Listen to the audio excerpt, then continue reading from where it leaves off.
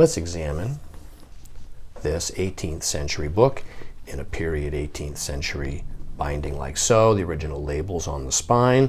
The binding, of course, has cracked joints, as we see.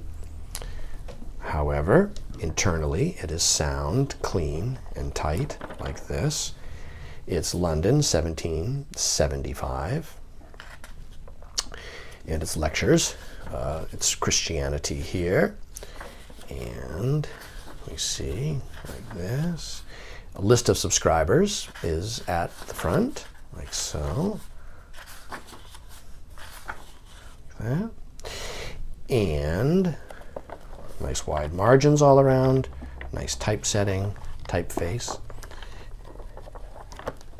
This is how it survives. And this book is available now online from me, Brian DeMambro.